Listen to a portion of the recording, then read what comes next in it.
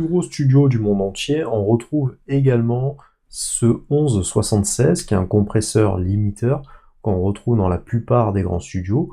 Donc en général, il y a soit un Avalon, soit ce genre de modèle, qui est un modèle rackable qui existe également en analogique, et c'est ce modèle qui est utilisé sur les prises de voix par exemple.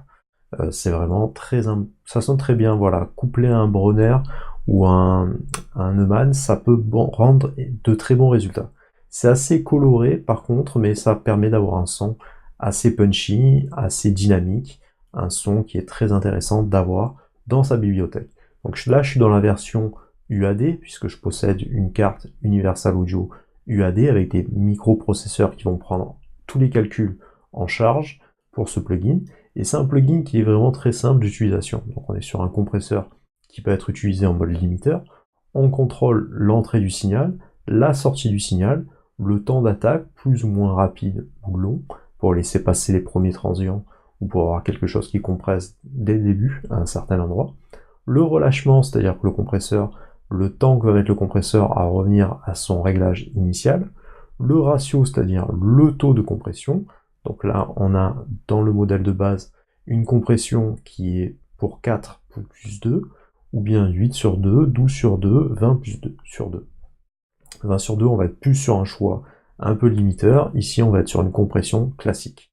On va avoir un vumètre qui va nous montrer soit le gain de réduction, c'est-à-dire les dB qui sont compressés en décibels, ou bien un metteur compensé à plus 8 dB, plus 4 dB, ou complètement désactiver l'effet du compresseur en le plaçant en off, et donc uniquement se servir du son qui va rentrer à l'intérieur des transistors de compression, et qui va vous permettre de colorer, d'avoir un signal analogique avec une certaine sonorité, qui est celle de la machine d'origine Universal Audio 1176. Donc il y a différents presets existants, et on va voir un peu ce que ça peut donner à l'intérieur d'une production. Donc là, je l'ai mis sur mon groupe de Charlet, qui joue des hit-hat open et close, avec 100. Il faut vérifier ce que ça donne, par exemple, dans un mix.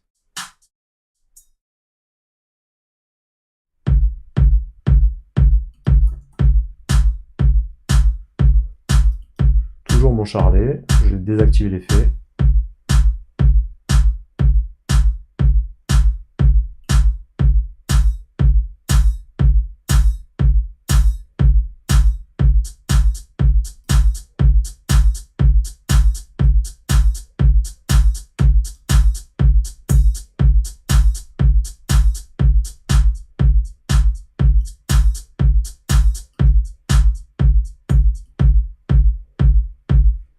Je vais désormais maintenant le rajouter sur le pied et on va voir un peu les réglages qui peuvent être intéressants de faire.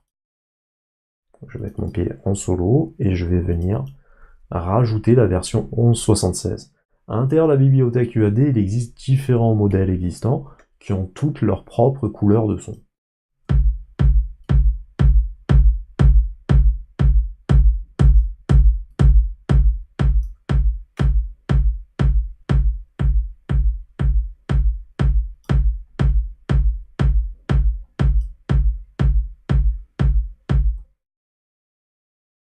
On va activer les autres éléments progressivement.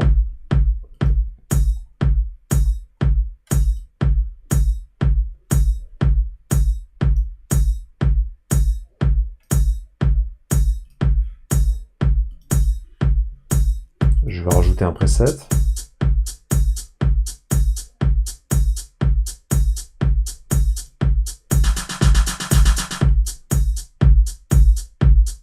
Et vous voyez la place que prend mon pied désormais à l'intérieur de mon mix.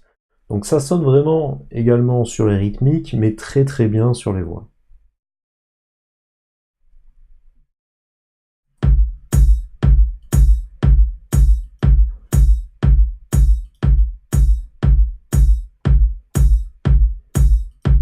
Baisser un peu mon kick.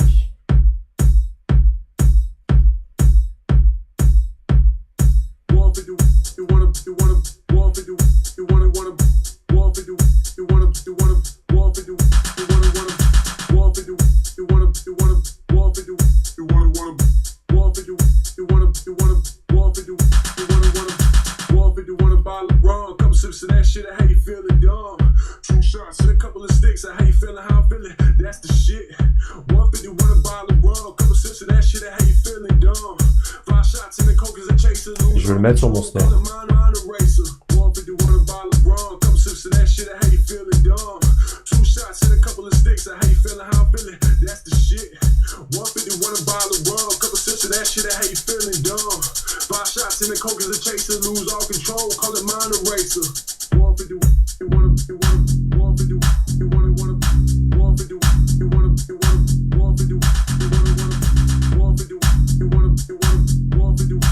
On va se faire plaisir en le plaçant sur la basse aussi.